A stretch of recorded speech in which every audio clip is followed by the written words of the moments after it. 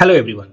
So welcome to the new session of the MCQ discussion in the previous year paper series. So let's start. So the first question is cofactor required for optimal action of xanthine oxidase is. As you know, xanthine oxidase क्या करता है? xanthine oxidase जो है वो purine metabolism में uric acid के formation में help करता है, राइट। तो xanthine ऑक्सीडेज को एक कोफैक्टर की जरूरत पड़ती है और वो मेटल है, उसका नाम है दैट इज मॉलिब्डेनम। तो इसका आंसर हो गया molybdenum. Next question, to which class the enzyme does alcohol dehydrogenase belongs. तो जैसा कि नाम में है डिहाइड्रोजिनेस, तो आपका हाइड्रोजन को रिमूव करेगा एंड जहां भी हाइड्रोजन रिमूवल होगा, हाइड्रोजन एडिशन होगा, वो एक प्रकार का ऑक्सीडेशन रिडक्शन रिएक्शन होगा। इसलिए जो ये क्लास होगा एंजाइम का, जो फर्स्ट क्लास है that is oxido reductase. Alcohol dehydrogenase क्या काम करता है? अल्कोहल को एल्डिहाइड में कन्वर्ट करता है। सो जहां भी ऑक्सीडेशन रिडक्शन होगा, क्योंकि ऑक्सीडेशन रिडक्शन हमेशा साइमल्टेनियसली प्रोसीड करता है, इसलिए हम लोग उस रिएक्शन को क्या बोलते हैं? Redox reaction. और उस प्रकार के एंजाइम्स को हम लोग बोलते हैं oxido रिडक्टेजेस। Next question. The average daily nutrient level estimated to fulfill the requirement of 97 to 98% individual of a particular age and life stage is known as EGI, that is short form RDA, that is recommended dietary allowance, RDA। तो RDA क्या होता है? किसी भी substance का, मान लो vitamin A है, उसका भी RDA होगा। तो RDA वैसा अमाउंट होता है या वैसा डेली कंजम्पशन ऑफ न्यूट्रिएंट होता है जिससे कि हमारे पॉपुलेशन में है अगर 97 टू 98% इंडिविजुअल्स का नीड कैटर हो जाए, दैट इज RDA। मतलब एक मिनिमम वैल्यू कितना होना चाहिए किसी भी न्यूट्रिएंट का, वो उसका RDA हो गया। नाउ ग्लूकोज अपटेक बाय,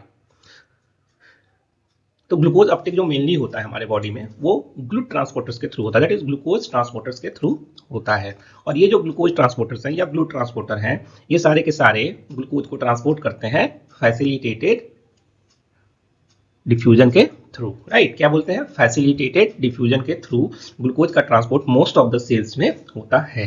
तो इसका आंसर हो गया that is liver cells through the facilitated diffusion involving a glucose transporter. काम की बात इसमें यह है कि इसमें कोई भी एटीपी का यूज नहीं होता है, करने का मतलब एनर्जी यूज इसमें नहीं होता है। इसके अलावा एक और है दैट इज SCLT ट्रांसपोर्ट होता है। उसमें क्या होता है? वो एक प्रकार का सेकेंडरी एक्टिव ट्रांसपोर्ट है जिसमें सोडियम के साथ ग्लूकोज का ट्रांसपोर्ट होता है। तो ये याद रखना है, ग्लूकोज अपटेक मेनली बॉडी में through the facilitated diffusion by GLUT transporters होते हैं। Next question, which of the following statement regarding vitamin C is incorrect. बारी बारी से देखते हैं। तो पहला ऑप्शन है a competitor of iron absorption in intestine. No, vitamin C जो है सो आयरन को रिड्यूस करता है फेरिक टू फेयर्स में और आयरन के एब्जॉर्प्शन में हेल्प करता है, तो ये गलत हो गया। सेकंड, ये fat soluble vitamin stored in adipose tissue, ये भी रॉन्ग स्टेटमेंट है क्योंकि विटामिन सी बहुत ही कम अमाउंट में स्टोर होता है या नहीं होता है, right. Third option, A coenzyme mean several enzymatic reaction used in the hydroxylation of proline, तो ये आंसर सही है। जब आप कोलेजन सिंथेसिस देखेंगे तो कोलेजन सिंथेसिस में प्रोलीन और लाइसिन दोनों के हाइड्रोक्सिलेशन रिएक्शंस में आपको विटामिन सी का यूज होता है, ठीक है। लास्ट ऑप्शन क्या है? A coenzyme in several enzymatic reactions as the carboxylation of glutamate, बिल्कुल नहीं। कार्बोक्सिलेशन ऑफ ग्लूटामेट जिसमें कि क्लॉटिंग फैक्टर्स का फॉर्मेशन होता है, उसमें जो है सो विटामिन के का यूज होता है, ना कि विटामिन सी का। Okay, next question, which of the following clinical finding is most likely to be seen in a patient with a poorly controlled diabetes 1 mellitus. मान लेते हैं किसी भी पेशेंट का कंट्रोल्ड डायबिटीज नहीं हो पा रहा है, तो उसमें नेफ्रोपैथी हो सकता है, रेटाइनोपैथी हो सकता है, तो माइक्रोवैस्कुलर और मैक्रोवैस्कुलर कॉम्प्लिकेशंस हो सकते हैं। तो इसका ऑप्शन देखते हैं। तो ब्लड पीएच 7.4 यूजुअली कीटोएसिडोसिस होता है, तो ये एसिडिक की तरफ होना चाहिए, तो ये बेसिक की तरफ है, जो कि ये भी ऑप्शन नहीं होगा। Second, positive test for protein in urine, बिल्कुल हो सकता है, क्योंकि अगर मान लेते हैं कि डायबिटीज कंट्रोल नहीं है तो नेफ्रोपैथी हो सकता है, और नेफ्रोपैथी डेवलप करेगा तो किडनी काम सही से नहीं कर पाएगा, जिसके कारण प्रोटीन फिल्टर होकर बाहर आएगा। HbA1c 5.8 लगभग नॉर्मल है। Negative test for reducing sugar होने की बात ही नहीं है, क्योंकि जैसे ही हाइपरग्लाइसीमिया होगा तो यूरिन में शुगर आएगा और वो पॉजिटिव आएगा। Next, which of the following is rich source of trans fatty acid. सबसे पहले ट्रांस फैटी एसिड क्या होता है? तो ट्रांस फैटी एसिड्स जो है वो क्या होता है? That is a partial hydrogenation of the oils. तो जैसे कि जो भी आपको फ्राइड आइटम्स हैं या बेक्ड आइटम्स हैं, उसमें जो है सो आपको ट्रांस फैटी एसिड्स मिलेंगे। तो यहाँ पे जो ऑप्शन है that is the baked goods, जो भी बेक्ड फ्रोजन आइटम्स है, फ्राइड होकर थोड़ा आता है, या आपका कोई भी बेकिंग कर रहे हो, समोसाज हैं, ये सब में ट्रांस फैटी एसिड्स प्रेजेंट होगा। Now the allosteric inhibition is, allosteric inhibition मतलब करने का होता है कि वैसे मॉलिक्यूल्स जो कि एक्टिव साइट्स के अलावे किसी और साइट पे जाकर के बाइंड करते हैं एक्टिव साइट्स के अलावा किसी और साइट पे बाइंड करते हैं, वो एक्टिव साइट्स को मॉडिफाई कर देते हैं ताकि जो आपका सबस्ट्रेट है वो एक्टिव साइट पे बाइंड नहीं कर सके, और इस तरीके से इनहिबिशन हो जाता है।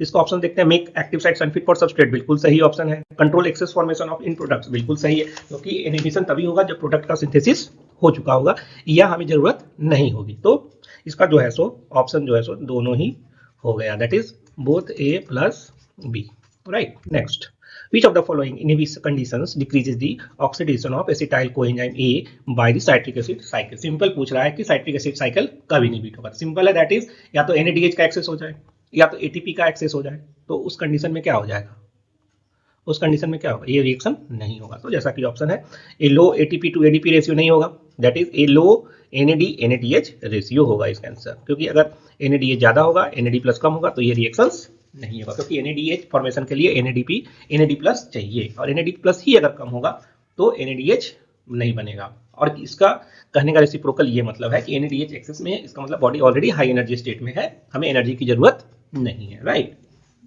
Which of the following enzymes listed required tetrahydrobiopterin? टेट्राहाइड्रोबायोप्टेरिन जो आपको फिनाइलएलेनिन हाइड्रोक्सिलेज है उसके साथ में कोई एंजाइम के रूप में यूज होता है, जो कि फिनाइलएलेनिन को टायरोसिन में कन्वर्ट करता है।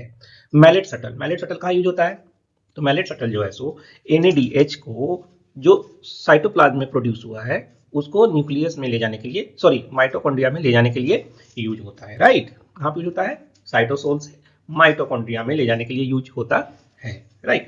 तो वहां पे जाकर के ETC में NADH का यूज हो पाएगा, तो इसका यूज हो गया that is in the ATP generation. The lipoproteins with the fastest electrophoretic mobility and the lowest TG content कौन सा है, HDL, जिसमें सबसे अधिक प्रोटीन होगा, that is will be the fastest electrophoretic mobility, that is the high protein content, right. Next one, chylomicrons are found between the intestinal cells से शुरू होते हैं ल्यूमेन से, उसके बाद इंटेस्टिन का जो सेल्स होगा इंटेरोसाइट्स, वहां पे जाकर के मेनली असेंबली होगा काइलोमाइक्रोन्स और कंप्लीट काइलोमाइक्रोन्स बनेगा, that is the in the enterocytes. तो ल्यूमेन के बाद कहां पे मेनली जो काइलोमाइक्रोन्स का सिंथेसिस होगा वो कहां होगा, इन द इंटेरोसाइट्स।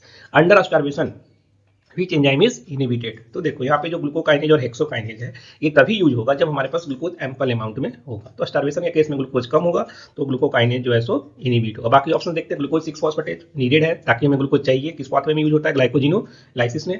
एलानिन ट्रांसएमिनेज ये किस लिए चाहिए, एमाइनो एसिड्स को ग्लूकोज में कन्वर्ट करने के लिए, that is in the gluconeogenesis करने के लिए चाहिए। और पायरुवेट कार्बोक्सिलेज भी जो है सो ग्लूकोनियोजेनेसिस पाथवे में यूज होता है। तो इसका आंसर हो गया that is glucokinase. Next question, in which one of the following glucose Uptake is insulin dependent. अभी बताया था जो भी ग्लूकोज अपटेक होगा बॉडी में वो ग्लूकोज डिपेंडेंट होता है और वो एक प्रकार का फैसिलिटेटेड डिफ्यूजन होता है। अब यहाँ पे क्या है, insulin dependent. Insulin dependent GLUT transporter एक ही है, दैट इज GLUT4, और ये जो GLUT4 होता है वो दो जगह प्रेजेंट होता है, adipose tissue and the skeletal muscles. तो इसका आंसर हो गया दैट इज एडिपोज टिश्यू।